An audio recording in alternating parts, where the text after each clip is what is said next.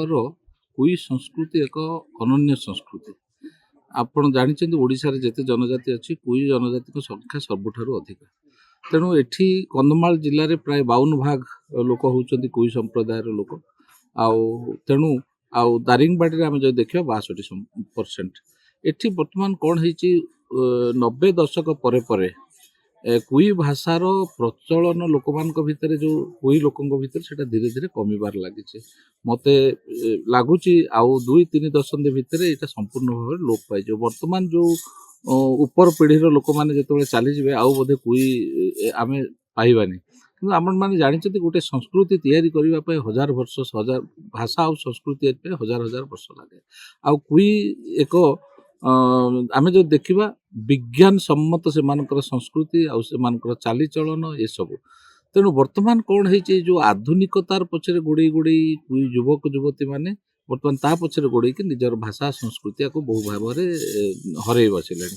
ତେଣୁ ଆକୁ ଆଉ ଥରେ କେମିତି ପୁନର୍ଜୀବିତ ହେବ ତା ସମ୍ବନ୍ଧରେ ଆଲୋଚନା କରିବା ପାଇଁ, ତା ବିଷୟରେ ସବିଶେଷ ଡିସ୍କସନ୍ କରିକି ତା ଭିତରୁ ଯାହା ବାହାରିବ ସେଇଟାକୁ ଆମେ କେମିତି ଆଗାମୀ ଦିନରେ ଏଇ ଯେଉଁ କୁଇ ସଂସ୍କୃତିକି ପୁନରୁଦ୍ଧାର କରାଯାଇପାରିବ ଆଉ ସଂରକ୍ଷଣ କରାଯାଇପାରିବ। ଆଉ ଗୋଟେ କଥା ହେଉଛି, ବର୍ତ୍ତମାନ ଯେଉଁ କୁଇର କେତେ ଗୁଡ଼ିଏ ଜିନିଷ ତାକୁ କେମିତି ଲିପିବଦ୍ଧ କରାଯିବ, ଏଇ ଆଶା ନେଇକି, ଏଇ ଉଦ୍ଦେଶ୍ୟ ନେଇକି ଆଜିର ଏଇ 2 ଦିନିଆ କାର୍ଯ୍ୟକ୍ରମ ରହିଛି।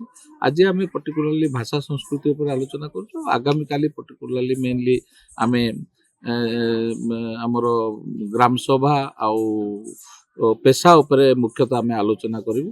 ତେଣୁ ଏ 2 ଦିନିଆ କାର୍ଯ୍ୟକ୍ରମ ଆଜିର ଏଇ ଜାଗୃତିର ଯେଉଁଟାକି ଆମର ଆଲୋଚନା ହେଲା, ଆଉ ଏଇଟା ବହୁତ ଲୋପ ପାଇଛି। କିନ୍ତୁ ସେଇ ବିଷୟଟାକୁ କ'ଣ ଲୋପ ପାଇଛି ଆମର ଯେଉଁଟାକି ବିବାହ କାର୍ଯ୍ୟକ୍ରମଟା, ଆଉ ଆମର ନୀତି ନିୟମ ଯେଉଁଟାକି ମାନେ ଜାତୀୟ ଆମର ଯେଉଁଟାକି ଖାଇବା ପିଇବା, ଯେଉଁଟା ଧାନ ହେଉ, ପୋଇରେ ହେଉ, ମାଣ୍ଡିଆ ହେଉ, କାନ୍ଦୁଳ ହେଉ, ଏଗୁଡ଼ାକ ସବୁ ଆମର ଲୋପ ହୋଇଛି। ତେଣୁ ସେଇ ବିଷୟ ପୁନର୍ବାର ଯେମିତି ହେବ, ସେଥିପାଇଁ ଆମର ଜାଗୃତି ତରଫରୁ ସେ ଆଲୋଚନା ଚାଲିଛି। ସେଇଟା ଯେମିତିକି ଆମେ ସେଇଟା ପୁନର୍ବାର ଆଉ ଥରେ ସେଇଟା ସୂଚେଇବୁ।